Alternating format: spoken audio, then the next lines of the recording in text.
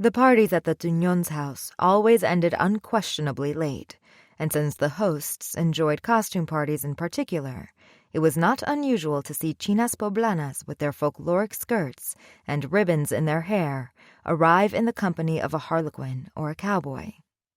Their chauffeurs, rather than waiting outside the Tuñón's house in vain, had systematized the nights. They would head off to eat tacos at a street stand, or even visit a maid who worked in one of the nearby homes, a courtship as delicate as a Victorian melodrama. Some of the chauffeurs would cluster together, sharing cigarettes and stories. A couple took naps. After all, they knew full well that no one was going to abandon that party until after 1 a.m. So the couple stepping out of the party at 10 p.m. therefore broke convention. What's worse, the man's driver had left to fetch himself dinner and could not be found. The young man looked distressed, trying to determine how to proceed.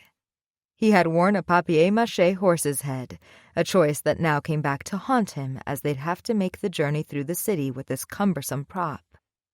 Noemi had warned him she wanted to win the costume contest, placing ahead of Laura Quesada and her beau, and thus he'd made an effort that now seemed misplaced, since his companion did not dress as she had said she would. Noemi Taboada had promised she'd rent a jockey outfit, complete with a riding crop. It was supposed to be a clever and slightly scandalous choice, since she'd heard Laura was going to attend as Eve, with a snake wrapped around her neck. In the end, Noemi changed her mind.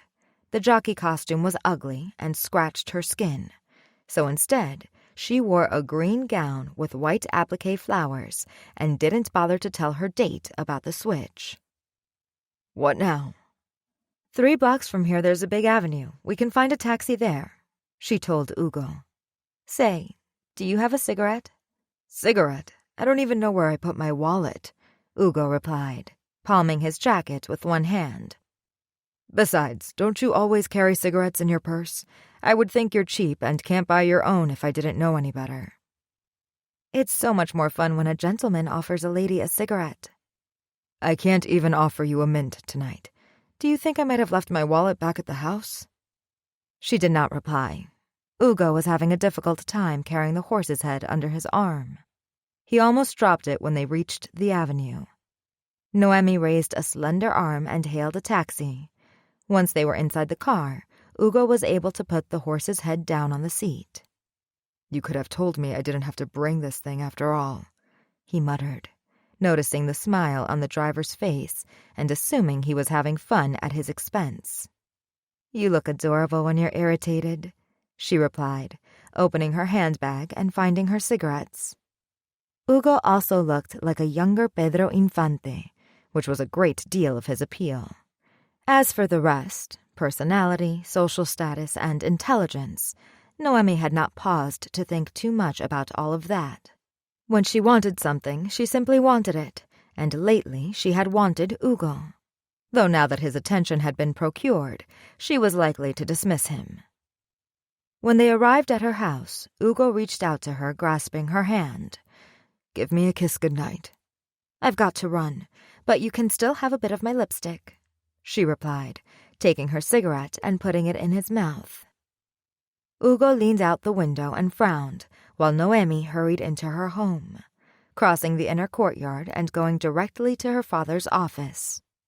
Like the rest of the house, his office was decorated in a modern style, which seemed to echo the newness of the occupant's money. Noemi's father had never been poor, but he had turned a small chemical dye business into a fortune. He knew what he liked, and he wasn't afraid to show it. Bold colors and clean lines. His chairs were upholstered in a vibrant red, and luxuriant plants added splashes of green to every room. The door to the office was open, and Noemi did not bother knocking, breezily walking in, her high heels clacking on the hardwood floor. She brushed one of the orchids in her hair with her fingertips and sat down in the chair in front of her father's desk with a loud sigh, tossing her little handbag on the floor. She also knew what she liked, and she did not like being summoned home early.